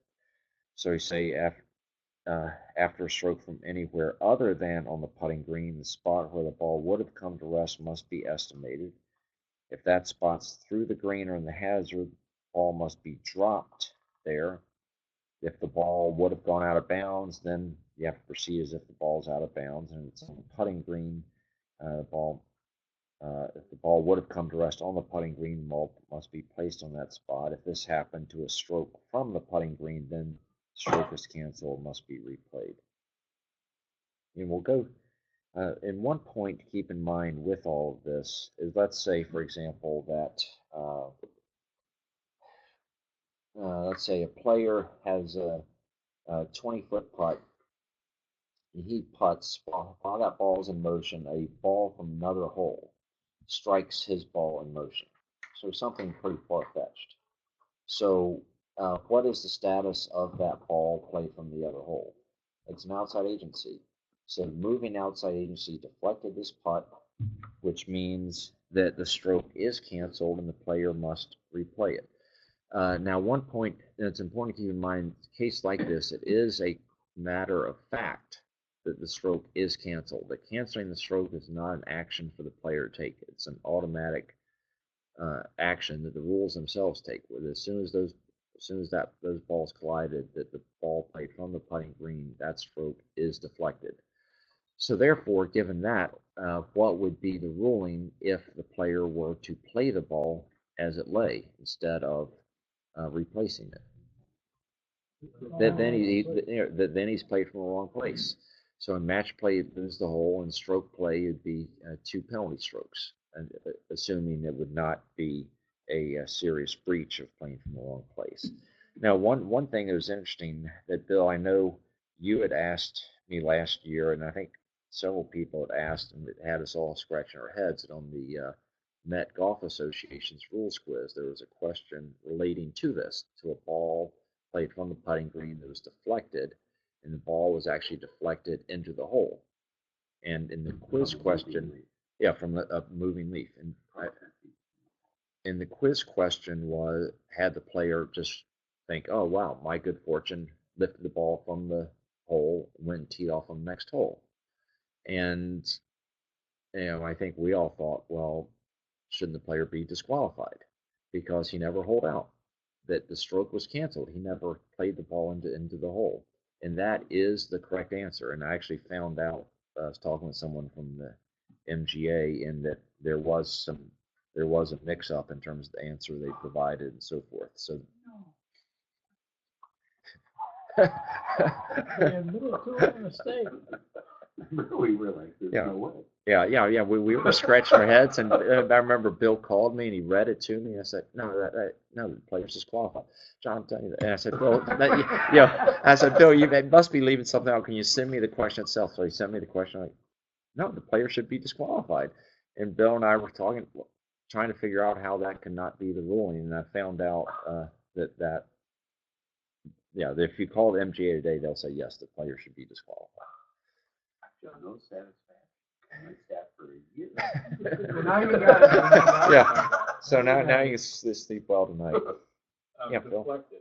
Okay. Does that actually mean that the ball has to change its direction? I mean, I guess so. It's just if you're putting and a leaf just hits it, but it doesn't really impact the movement of the ball, then that is not seem to be deflected. Yeah, and that's a good point, Phil. That it's not meaning. It's a question of what's the meaning of deflection. That if, let's say, you have a really small leaf that just touches a ball, but if it's not, what's your favorite term? It's not readily discernible to the naked eye, that it deflected it off course. That I would say that ball was not deflected. So it's more. For this rule to apply, there has to be more than just simple contact. All right, Rule 19-2. Gene already gave us an example of the application of this. The player's ball is accidentally deflected or stopped by himself, his partner, or either of their caddies or equipment. The player incurs 1 penalty stroke, and the ball must be played as it lies unless it came to rest in or on him or one of their piece of clothing or equipment, in which case, through the green or hazard, the player would drop the ball as near as possible to the spot directly underneath that item. So again, keeping in mind this is accidental deflection. So big difference between intentionally stopping your ball versus having the ball strike a tree and come back and strike you. And as Bill alluded to, this penalty was changed from loss of hole in 2 strokes to 1 stroke in, I believe, 2004. Because I believe, was it 2003 Masters that Jeff Maggart, third hole at a fairway bunker shot, that came back and struck him, and that was a 2-stroke penalty back then. So 1 penalty stroke. And again, keep in mind this an accidental deflection, because what's the penalty for an intentional deflection under Rule 1-2? It's 2 penalty strokes. in stroke play. So there is a difference in penalties. Rule 19-3. In match play, if your ball is deflected accidentally by your opponent, his caddy, or equipment, the player who made the stroke has a choice. He can either let the stroke stand or he can replay it without penalty. Rule 19-4, ball accidentally strikes a fellow competitor. Since that fellow competitor is also an outside agency, rather than just repeating all of Rule 19-1 to save a page, it just refers us to that rule. Now 19-5, that we touched on an example when a ball in motion was deflected by another ball in motion. Now let's talk about that in a little more detail. And this rule is broken down into two things. That we know the ball we have struck is in motion. So now we're going to look at whether it strikes a ball that's at rest or whether it strikes a ball that is also in motion.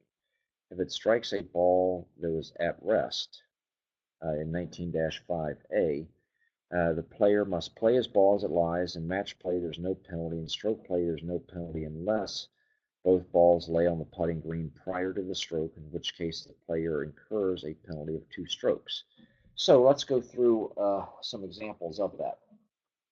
Let's say that Bill and I are playing together, match play or stroke play, and we both hit our tee shots on a par 4 into the fairway. Bill had the honor, so his ball's in the fairway at rest. Then I play, and my ball strikes and moves Bill's ball. So under Rule 18-5 that we just covered, what does Bill have to do? He has to replace his ball. His ball is at rest. It was moved by a ball in motion. He needs to replace it. Now, under this rule, 19-5A, what do I do, the one who played the second shot? I have to play my ball as it lies. Exactly. Now, let's say we get up to, now we're hitting our approach shots. And Bill hits his ball onto the green. It's at rest. I play my ball. It again strikes Bill's ball on the putting green. What do? Same thing. Bill replaces his ball. I play my ball as it lies. Now we're both on the putting green, and I'm farther from the hole. I play first, and my ball strikes and moves Bill's ball. Well, what's the ruling?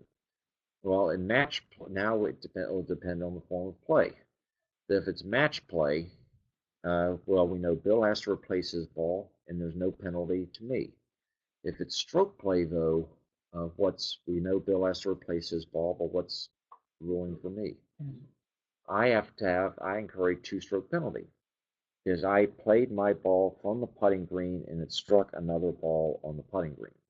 So why is there a penalty in that case in stroke play? Well, the reason for that, and we'll talk later about Rule 22, which prohibits players from green to leave a ball in a position in stroke play to assist one another. This rule makes it in my own interest to ask Bill to lift his ball, so that there's no nodding to each other that his ball that he might leave his ball there in hopes of assisting me. That makes it in my own interest to have him lift his ball. So why is there no penalty in match play? Well, because if my ball strikes Bill's ball and that helps me, well, Bill shot himself in the foot. He should have been more alert and had every right to lift his ball before I played if he thought it might assist me. And since that didn't affect anyone else, since we're the only 2 people in match play concerned with that, there's no penalty in that case. All right. There was a situation, I think I mentioned it last year, but Blackhawk Country Club was a 14th hole, and the 15th, they're adjacent to one another. The player is in the process of teeing off on 14. And in the process of making his swing, he starts the forward movement of the swing with the intention to hit that ball.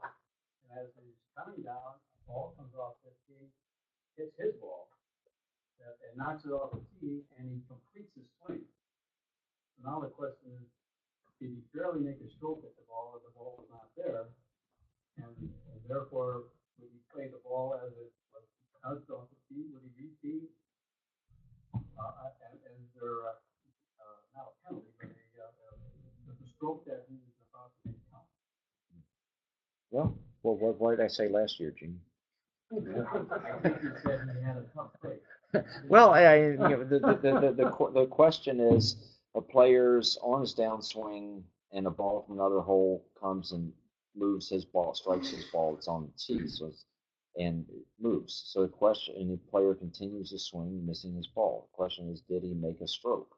Well, before his club head got to the ball, did he intentionally decide not to strike the ball? And so, to some people, their reflexes might be quick enough where they say, whoa, hold on, ball's no longer there. I'm bailing out. I'm not going to make a stroke anymore. Then that'd be fine. Then he wouldn't have made a stroke. But if he still continue, he just wasn't quick enough to process what had happened, then he made a stroke and get a bad break. And the ball is in play as it was. Well, no, because if he made a stroke, he lies one, but he still has a case where his ball was moved by moved by another ball, so he still has to replace it. That was really amazing. The question was that hey, he made a stroke at it, therefore the ball's in play, and he intended to hit it, and even though he didn't hit it, so he played it in there, and I said no, it's VT, but he'd have a penalty. Well, there wouldn't be a penalty stroke, but he can't count the stroke rate. Yeah, he'd have a stroke. All right, now 19-5B, if both balls were in motion and they collide. So this section would apply to both balls. Player's ball in motion after a stroke other than on the putting green is deflected or stopped by another ball in motion after a stroke. The player must play his ball as it lies without penalty. So let's say you have players on parallel holes, they hit wild shots and their balls collide, whether midair or on the ground. No penalty, each player would just play his ball as it lies. Now, where it gets different is if one or both balls was in motion after a stroke on the putting green, then the ball that was played from the putting green must be replayed without penalty. And that, regardless of and what's interesting with this is this does not depend on the status of that other ball. That other ball does not have to be an outside agency. That if it's just as long as it's a ball in play after a stroke. So even if it belongs to, say, your partner or somebody like that, that you would still cancel and replay. And that's a requirement, not an option. Note, nothing in this rule overrides the provisions of Rule 10-1 order of play or 16-1F, making a stroke while another ball is in motion. So you could, what that is saying is just be aware, you could apply Rule 19-5 and you could still be in breach of 10-1 or 16-1F. So 16-1F, remember, is the rule that says you're not allowed to play while another ball is in motion after a stroke from the putting green. So let's try to combine the two situations into one, where let's say Dan and I are playing together, and let's say both our balls are on the putting green, and Dan is 30 feet from the hole, and I am 20 feet from the hole. And Dan putts from 30 feet. While his ball is in motion, I go ahead and play also. I play and our balls collide. So I think the simplest way to look at this is first to say, okay, under Rule 16-1F, is there any penalty? Is there any breach of the rules? Answer is yes, B for me, because I played while Dan's ball is in motion after a stroke from the putting green. So we know under 16-1F there's a two-stroke penalty. So now under this final paragraph here, what then do Dan and I do with regards to our balls? We both cancel and replay. That's correct. And one thing that's interesting with that result, and it's kind of a little wrinkle, a little exception, is that normally when you think of canceling a stroke, normally penalties associated with that stroke are also canceled. But we see here that's not absolute. Is the penalty that I incurred while making that stroke while Dan's ball is in motion, uh, that would stay, obviously. Penalty for breach of this rule is loss of hole or 2 strokes. So how could a player incur that penalty? Well, let's say if he doesn't play the ball as it lies, or let's say the ball came to rest on his golf bag, and instead of dropping directly underneath where the ball lay on the bag, he drops a club length away and plays from there. That would be an example. Or with the MGA quiz question, if the player does not play when he's required to cancel a stroke and replay it, and he instead plays from somewhere else, plays from the wrong place, then he would incur this loss of hole or 2-stroke penalty. All right, let's see. Decision 19-1/3 is similar to the MGA quiz question. Remember, in the MGA quiz question, the ball went into the hole, and the player lifted the ball, teed off on the next hole, so therefore should have been disqualified for failing to hole out. In this case, the ball does not go into the hole, and he just plays from somewhere else. So match play, you lose the hole, and stroke play, it's a 2-stroke penalty, and the committee needs to decide whether there's a serious breach of playing from the wrong place.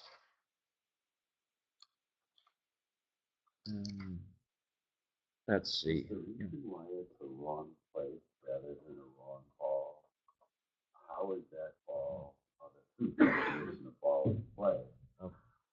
Oh, if you play a ball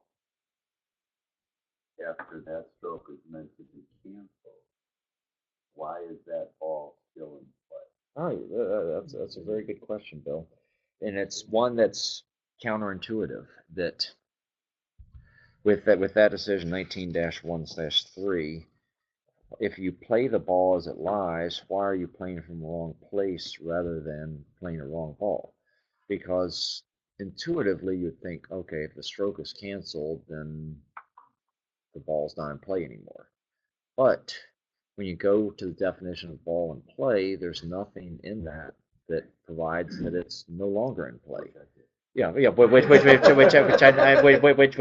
I know you did, and you're asking, well, perhaps why doesn't it say that? Because you could say that would make sense, in the principle of it, saying that that ball's no longer in play if the stroke has to be canceled. And there's some other things, such as it's interesting how, let's say, if the committee suspends play, even for a dangerous situation, the ball is still in play. Meaning, if you go search for your ball or whatever, and you kick it and move it, that you incur a penalty stroke. And some people would intuitively think that it's like in other sports when the whistle blows, that's it, stop and play, and the ball's no longer in play. And that's wrong, just kind of by default. You kind of have to back into that position by saying there's nothing definition of ball in play, saying it's not in play. And that does seem strange, because really to think that your ball was at point A, now you're going to play it from point B, and it got there not through a stroke, but but I guess you could argue that that's perhaps similar to if you kick your ball, even though you're required to replace it, it's still in play. So even though you're required to play it from somewhere else. And an extension of this question, Greg, at what point does it become a serious breach?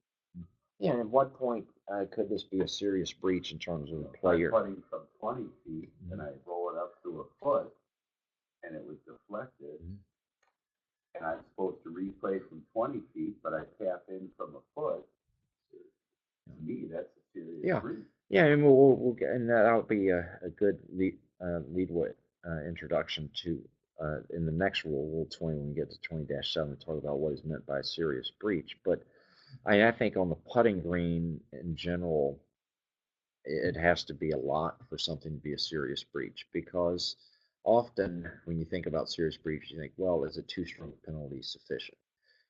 Let's say if you go from 10 feet to 5 feet, yeah, I think two-stroke penalty is enough. But I think often it require a case where you've gained a true one-stroke advantage. For example, where you've gone from a spot where you're unlikely to make a putt to a spot where you're unlikely to miss. So your example going from 20 feet to 1 feet, yes, that would absolutely be a serious breach. But then you have some cases in between, like, okay, if you go from 15 feet to 5 feet, is that a serious breach? So I'd still say probably not. Yeah, because then you have a two-stroke penalty, but in some tougher cases, like, well, okay, what if you go from 5 feet to 1 foot? Where Dave Pellis could tell you the percentage of amateurs who make 5-foot putts, and maybe that's 50% or probably less than that. So, and there, maybe you could argue that you've gained a one-stroke advantage, but still, I'd be tempted to say, well, two-stroke penalty is enough more often than not. All right, let's see. Okay, decision 19-2/2 is one of a series of decisions talking about the ball strikes the player's caddy and then comes to rest somewhere else. And we'll just look at this one, as it emphasizes that while the player incurs the penalty stroke for striking his caddy, that he will then play the ball as it lies. And if the ball comes to rest out of bounds, then he has to proceed under the out of bounds rule.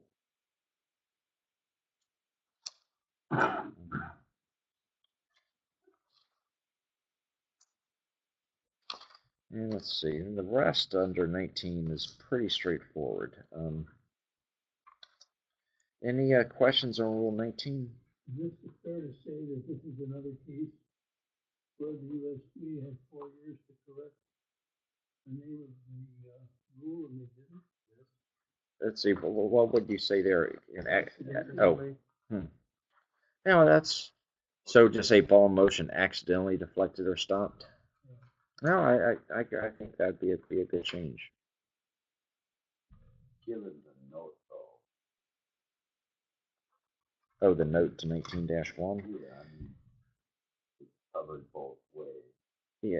Yeah, and what's interesting is I was trying to think back when that note was added somewhat recently, perhaps in 2008, and I was just wondering why we put it there rather than under 1-2, and maybe because it does seem kind of out of place that the 19-1 covers, okay, ball accidentally deflected by an outside agency, this is what to do. Then all of a sudden you're talking about a ball that was intentionally deflected by an outside agency, so it doesn't logically flow. Yeah, no, they certainly are. All right. Let's see. All right, we'll cover some of Rule 20, and then we'll have a break. So Rule 20 is not an exciting rule in that it's entirely a procedural rule, but as any good official will say, it's an extremely, extremely important rule to know very well. And the reason for that is that this rule applies to so many other rules. For example, Rule 18, we talked about how ball in play and at rest is moved, has to be replaced in certain circumstances. And Rule 20 will tell us how to replace the ball. So you could know Rule 18 very, very well, but if you know Rule 18 equally as well, you could blow a Rule 18 ruling and get it wrong. So why it's important to know Rule 20 so well. So we'll start with 20-1, about lifting the ball and marking its position. Now, a ball to be lifted may be lifted by the player, his partner, or another person authorized by the player. So what's interesting with that is, let's say that Arnold and Dan are partners, and I am their shared caddy. And so Dan on his own could lift his ball from the putting green, Arnold on his own, without Dan's permission, could lift Dan's ball from the putting green. Now, could I, their caddy, on my own, lift one of their balls from the putting green? And the answer is no, that I can only do so if I was given authority by one of them to lift it. And occasionally a question will come up, may a player give blanket authority for the entire round?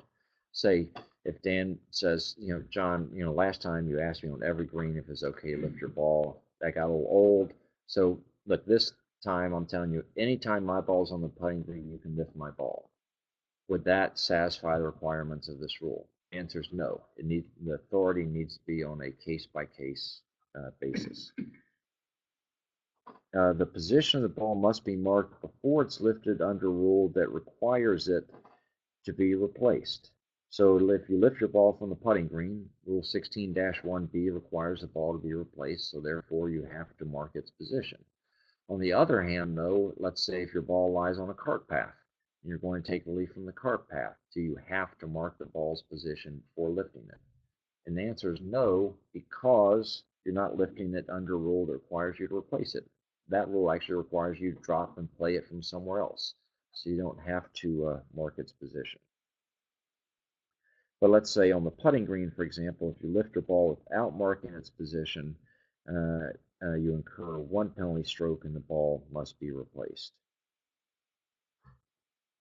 If a ball or ball marker is accidentally moved in the process of lifting the ball under rule or marking its position, first replace the ball or ball marker, and then we'll sort out if there's a penalty. There's no penalty provided the movement of the ball or ball marker is directly attributable to the specific act of marking the position of or lifting the ball. Otherwise, meaning that the movement of the ball is not directly attributable to the act of marking the position, the player incurs one penalty stroke under Rule 18-2. And let's take a look at decision 20-1/15, which expands on what is meant by directly attributable. And we'll see the same phrase in Rule 20-3A that talks about replacing the ball. In Rule 20-1, the phrase means the specific act of placing a ball marker behind the ball, placing a club to the side of the ball, or lifting the ball such that the player's hand, the movement of the ball marker or the club, or the lifting of the ball causes the ball or ball marker to move. And then jumping ahead to the final paragraph, any accidental movement of the ball or ball marker that occurs before or after this specific act, such as dropping the ball or ball marker, regardless of the height from which it's dropped, is not considered to be directly attributable and would result in a penalty stroke. So, for example, if a player's bending down to lift his ball from the putting green and he drops his dime from, say, 3 feet above the ball or 2 inches above the ball, and dime strikes the ball, moves it, one stroke penalty, and the ball must be replaced.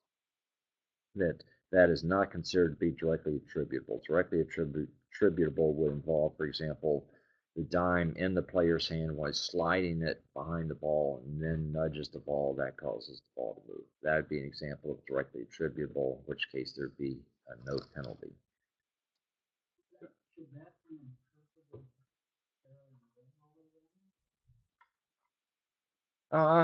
John, I think I would. I guess it depends as to what you mean by liberally, but I would tend to look at that pretty narrowly. That directly attributable means that, say, yeah.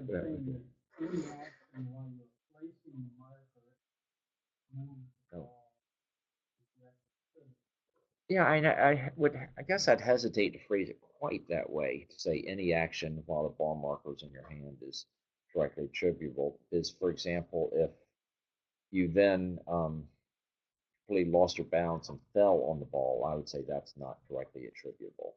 Or if somehow you kick the ball with one of your feet while you're trying to put the dime behind it, that's not directly attributable. It's the act of trying to put the dime behind the ball, that specific part of it. Oh, yeah. Yeah, and as long as if your hand and dime are right behind the ball and you don't have some spasm or something, that that would be directly attributable. There's, I know the answer, excuse me, the answer is probably has to do with the applicable rule, but I'd like to have it re-explained anyway. The ball may be lifted by the player's partner or anybody authorized. Mhm. Caddy walks up without authorization, puts a mark behind the ball, lifts it. Penalty is 1 stroke. Lifting and marking, the penalty for breach of Rule 20-1 is 2 strokes. So, if you will, explain to me. Oh, well, okay. So Ken's question, okay, it's a good one. So, if a caddy without authority marks the position of and lifts the player's ball, that's a 1-stroke penalty. But on the other hand, the general penalty for the rule in stroke play is 2 strokes. So, part of the question is how can you incur that penalty? Is that right? Yes. Okay. I think the most common way is if a ball is not properly replaced. Where let's say that a player lifts his ball without marking its position and he doesn't properly replace it. That he lifts with the most common example, let's say, no, So that's not really my question. oh, okay.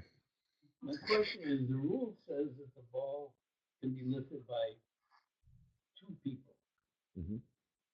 But if a third person lifts the ball, that's in violation of Rule 20, that's a breach of Rule 20-1. Well, I guess what I'd say is if a third person lifts the ball without authority, it's really a Rule 18 situation. So let's say, for example, that you and I are opponents, and you hit your ball out of the bunker. You're raking the bunker, but I'm eager to play, and your ball's on my line. So without saying anything to you, I go up and lift your ball. What I've done is I've moved your ball without authority. So the applicable rule is 18. Yeah, so applicable rule in that case is 18-3B. And so that's why, let's say, for example, Ken, that I'm your caddy and I lift your ball without your authority, then I think that's just an 18-2 situation. Your caddy has lifted your ball without authority under the rules. I got a question. Yeah. 20-115 directly attributable. Mhm. Why does the decision seem to limit it very narrowly to Rule 20-1 and 20-3A when presumably this decision serves as the basis for that phrase roughly? Oh, okay. So why does decision 20-1/15 apply or just interpret that phrase solely in context of 20-1, 20-3A? So why it doesn't talk about, say, well, we also have 16-1C and 18-6. Does 24-1 use it? It might not. I think the reason is that it's the phrase that in this particular case the context is important. It's hard to make a general statement um, that would apply across the board. But I think though from this it's safe to infer that it's a very narrow, strict meaning. But not quite buying that, are you? No. No sale. Wasn't it meant to cover the replacing and replacing? Yeah, it is. It's intended to cover that. And I think what Dan's asking is why not just have a more general decision that refers to all the handful of rules that use the phrase. Yeah, is that what Yeah, you're asking? and this Yeah, almost yeah. implies that you have to look elsewhere if you're concerned about directly attributable under Rule 24-1 or under 18-6, because this doesn't seem to apply. Oh, In a shameless plug for our study guide that we Yeah. handed out a year or so ago, there's all the cases of directly attributable, a page devoted towards that. That doesn't answer your question. I think John has effectively answered it by saying that there really isn't Well, I think what I was trying to say, well, is that I hadn't really thought about, it, but I think it could be challenging to write a general decision that applies to all of that. I mean, for example, with knowledge and virtual certainty, are there I know we have 26-1/1, but are there a few other decisions? Is there a decision under 25(1)(c) perhaps?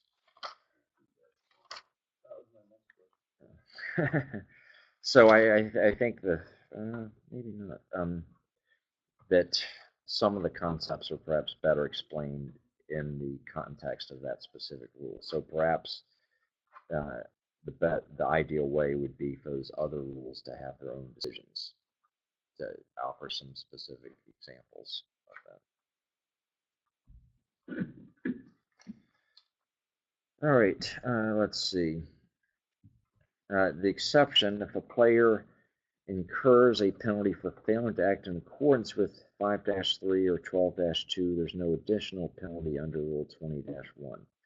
So, for example, if a player is lifting his ball for identification, he fails to announce his intention to do so, and he fails to mark the location of the position of the ball, then he is not going to incur the penalty stroke under 20-1 for not marking the position of the ball. Rather, he's just going to incur a total penalty of 1 stroke under Rule 12-2.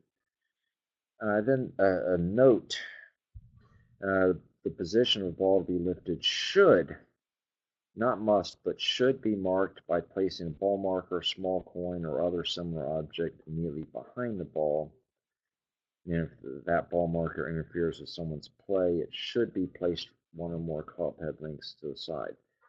So the important thing there is those are recommendations. Well, that's why it uses the word should, and it's not a requirement. So, for example, if a player were to mark the position of his ball by placing his coin to the side of it, that is not a breach of the rules. Because what the rules require the player to do is do something physically to mark the position of the ball, and then to replace the ball on the correct place. And if the player does both of those things, then he will be okay. All right, let's go through 20-2. It just talks about dropping, how to drop, where to drop, and then when to redrop. By whom and how. A ball to be dropped under the rules must be dropped by the player himself. And what's interesting with that statement is this is one of only 2 places in the rules where the rules go out of their way to say that only the player may do something, that his partner may not do it, his caddy may not do it, he may not authorize anyone else to do it. That the ball to be dropped under the rules must be dropped by the player himself. That's it's a pretty interesting statement in that regard. Whether when this was written years and years ago, they wanted to make sure that, say, a 6'6" person couldn't pull a 3-year-old out of the gallery and say, "Here, would you mind dropping my ball over here? Because maybe you'll have a softer bounce." Whether that was the intent, I'm not sure. Yeah. With the other, I'm sorry, I should have finished that thought with Rule 28, where it says the player is the sole judge as to whether his ball is unplayable. So these are 2 cases where the rules go out of the way to say that only the player may do something. He must stand erect, hold the ball at shoulder height and arm's length, and drop it. So notice that it doesn't say which direction the player must face when dropping the ball. It doesn't matter. He could face the hole, face away from the hole. And it doesn't say at least shoulder height and arm's length. That, in other words, dropping with your shoulder too low is just as bad as dropping your shoulder with your arm too high. It's not that it has to be at shoulder height. And sometimes it gets tough to see that some players, every now and then you'll see some slides in the rules presentation, especially from Tiger, where he drops a ball and then he, for some reason, raises his arm right after he releases it. So you sometimes have these pictures of the ball falling and Tiger's arm way up here. And often it's because he drops it and then raises his arm after he's released the ball for some reason, so it's a little misleading.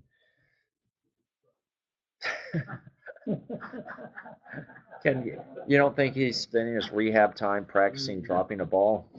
You know, I tell a lot of players, if they spend too much time practicing putting and striking the ball, not enough time practicing their drop.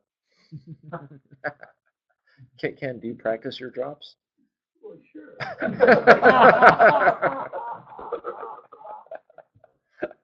I'm retired. You have the time? I regret my ball return. Well, one question that came up that's kind of an interesting one that you all can chew on for a little bit and tell what you think is, let's say a player is taking relief from a cart path, and he measures his 1 club length drop area, and he puts a tee in the ground at that 1 club length. So the question has come up, what happens if the player, or a few things, let's say he drops the ball, it lands inside the 1 club length, then it somehow hops up and stays on the tee. Well, what's the ruling? Can you just play it from the tee?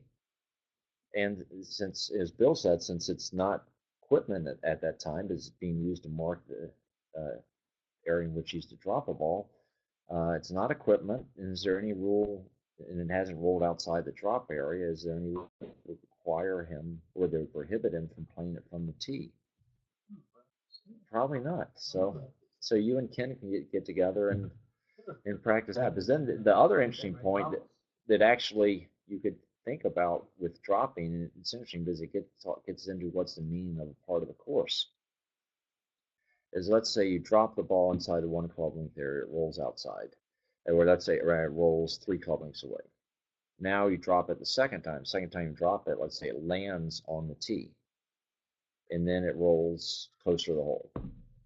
So now, as we see under 20-2C, you place it where it first struck a part of the course. So will you say the tee is a part of the course?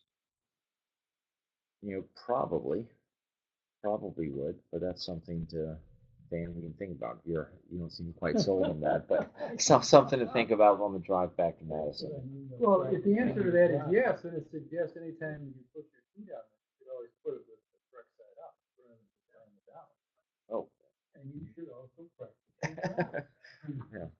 So it's an interesting question. I'm not sure there's quite a clear answer as to whether the tee is a part of the course in terms of for satisfying a drop. Did the ball first strike a part of the course where the rules require it to? And it's interesting when you just start thinking about what exactly part of the course means. It's interesting.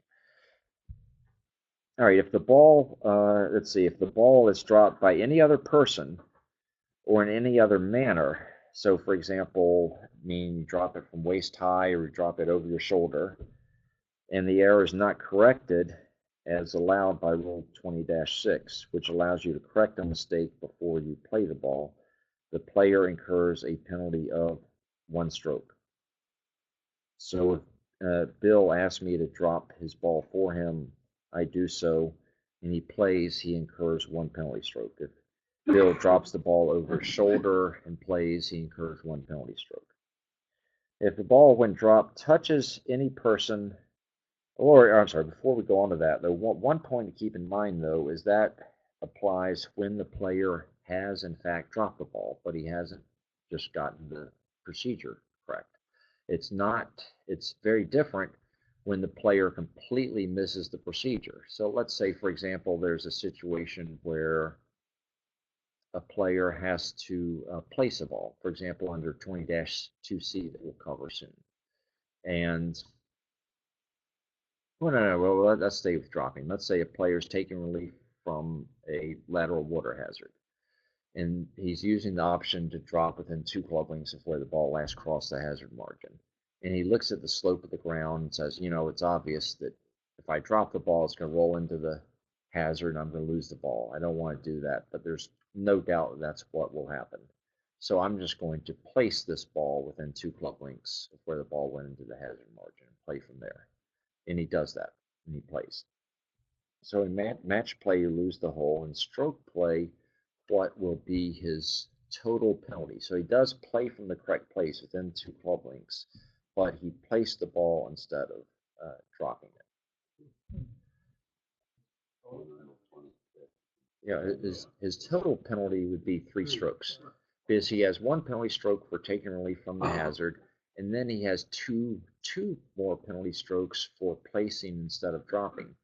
And I mention that just to draw a distinction, because Rule 26-1C tells the player he must drop the ball. In this case, he's placed it, so he hasn't even come close to getting that correct. So he's in breach of 26-1, which wanted him to drop it. Instead, he placed it. So he incurs the general penalty for breach of that rule. And that's different than the player who drops the ball but in an improper manner, say over his shoulder.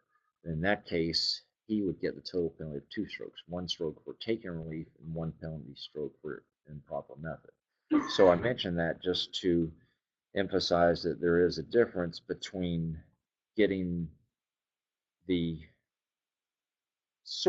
procedure right, that you're dropping the ball, but you're not quite dropping it correctly, versus not getting the procedure right at all and placing instead of dropping, that there is a difference in penalties between the two. If the ball, when dropped, touches any person or the equipment of any player before or after striking a part of the course and before coming to rest, the ball must be redropped without penalty, and there is no limit to the number of times the ball must be redropped in these circumstances. So we'll see under 20-2C in a few minutes that in those circumstances the player will drop a ball twice and then place it. But this is a case where the player will keep dropping a ball until he gets it right. So, for example, if the player drops a ball, rolls, strikes his foot, drops the ball again, rolls, strikes his foot, and then hopefully he'll wise up and perhaps stand uphill from where he's dropping the ball, but he needs to keep dropping it until it doesn't strike any person or equipment. If a player were to mark the extent of the area in which a ball is to be dropped with a head cover, as opposed to a tee or a coin,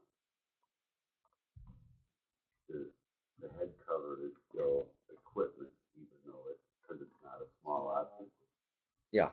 So if a player's marking his drop area with a head cover, the rules would say that's not a small object, so therefore it's still equipment. Meaning, so if the drop ball strikes the head cover, just like if the drop ball strikes, say, the driver you leave on the ground, that you have to redrop the ball.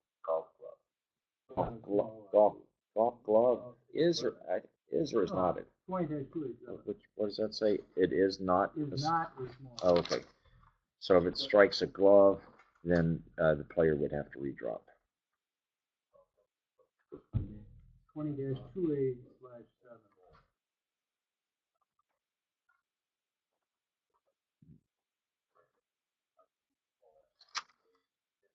All right, now 20-2B, where to drop. When a ball is to be dropped as near as possible to a specific spot, it must be dropped not nearer the hole in that spot, which, if it's not precisely known, must be estimated. So a common example of that is a player proceeding under stroke and distance. Let's say he's hit a second shot out of bounds, or has lost it, or has hit into a water hazard and is using the stroke and distance option. He needs to drop as near as possible to that spot and not nearer the hole than that.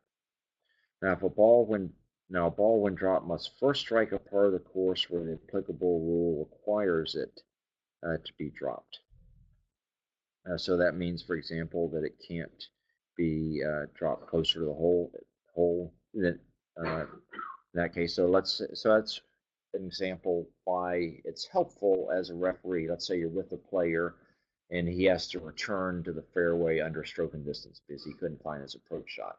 And let's say, even to complicate things, that this was on a par 5 hole and he swept a fairway wood off the fairway, so he didn't make a divot hole, so there's no real mark as to exactly where he was. So he's going to estimate where he was and drop the ball. That as a referee, it can be helpful to encourage him before he drops to put a tee down, say, okay, now where do you think you were? He says, oh, I think I was here. Well, why don't you go ahead and put a tee down? Because that way, if he drops the ball, And let's say if it lands closer to the hole in that tee, then it's clear that he's dropped in a wrong place. And then for the purposes of the next section, if he drops behind the tee, that he and rolls closer to that, then that really makes things black and white as to whether it's rolled closer to the hole, because now you have a specific reference point. And it can also help when determining whether he's dropped actually as near as possible to that spot when you have that specific tee on the ground. All right, now 20-2C. Yeah. Oh, okay.